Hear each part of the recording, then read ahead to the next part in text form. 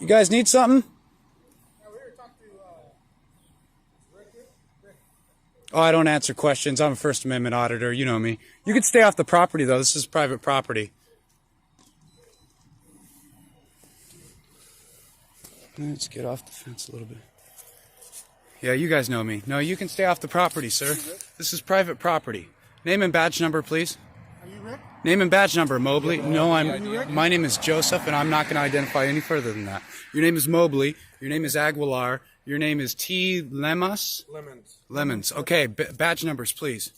We don't have badge numbers. Okay, I need cards then. It's department policy to identify. Where's Vern? We've already identified ourselves. No, you didn't. Merced County Sheriff's Office. Aguilar. What do you guys want? We're here to talk to Rick, and we see that somebody's... You're on private property right now. I don't answer questions. I'm a First Amendment auditor. You guys know I'm not going to answer questions.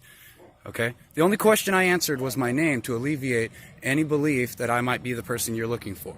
Further than that, you're trespassing currently on private property. I'm asking you repeatedly to leave, sir. Here we see a trio of sheriff's deputies in the state of California beginning to infringe on the man behind the camera's civil and property rights. We're conducting an investigation. I don't care. That has nothing to do with me. Stop what you're doing, Mobley. Okay? First thing I'm going to do is file a complaint against each of you individuals if you try anything. Next thing I'm going to do is prove that you weren't acting in the legal capacity as an officer, because you don't have a search warrant to be on this property. And that's going to allow me to remove your qualified immunity. The next thing I'm going to do after that is go after each and every one of your private assets. You're not going to violate me. We're not violating it. Well, you keep stepping in, and I keep telling you you're on private property, and I keep asking you to back up. Okay? I'm not going to go after your departments. I'm going after your private assets when I remove your qualified immunity. You're not going to violate me. All officers have qualified immunity. I'm a First Amendment auditor. That's in Colorado. SB2. That's in Colorado. That's in Colorado. Don't play silly duck games on me. That's Colorado. So who's in the house? Who's staring at us? I don't answer questions. You know that. I'm telling you to get off my private property. So right now, who's in the house? I don't answer questions. You know that. Identify we're investigating. It's irrelevant. I'm not involved with your investigation, and I have no duty whatsoever to serve you in your investigation.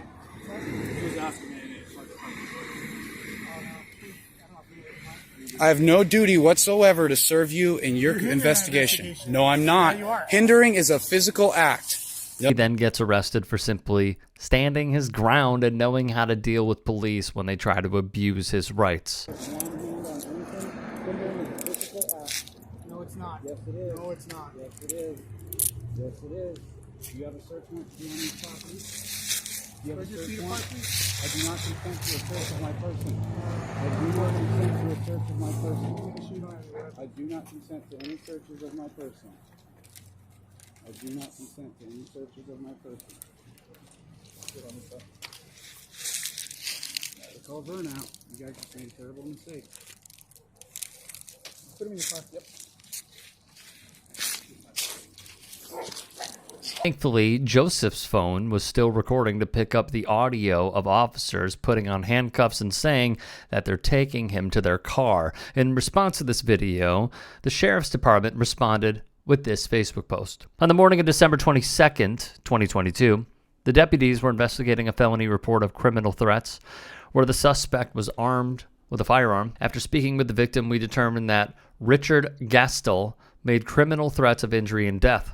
As deputies approached the home, they were confronted by Joseph standing in the driveway. Martinez accused the deputies of trespassing and refused to answer questions. In doing so, Martinez delayed the deputies from conducting their investigation, which is a violation of California Penal Code Section 148. This delay allowed Mr. Gastel ample time to retreat into the residence, potentially barricading himself in the residence with weapons. Deputies did identify themselves and attempted to explain to Mr. Martinez why they were there. Due to Mr. Martinez's lack of cooperation and the fact that deputies believed the suspect was in the residence armed with a firearm, Martinez was detained and later arrested for delaying or obstructing an officer in the performance of their duties. After Martinez was arrested, deputies and investigators surrounded the residence and attempted to call Mr. Gastel out of the residence. However, he refused. Investigators authored a warrant for the arrest and a search warrant for the property. Gastel eventually came out of the home and was arrested and was found to be in possession of a rifle. Gastel and Martinez were booked into the county jail for their alleged crimes. However, these accusations made by the sheriff's department don't line up with this quick clarification / update video from Joseph after he was released.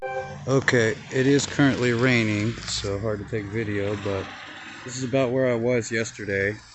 Here's the problem that I have with the big incident is that, and you can see the traffic there in the street and all that, so you know it's correct. This here is my residence over there. This here is a separate residence. This here is the gate to the separate residence. There's another gate over there. Also, some people were asking about incident number. I have a booking number, I have a case tracking number, and a bonds number. Somebody will have to educate me on which that is, and then I will post it. Hopefully, after filing formal complaints against these officers and proving his innocence, Joseph will get the justice he deserves for not falling for the police's tricks.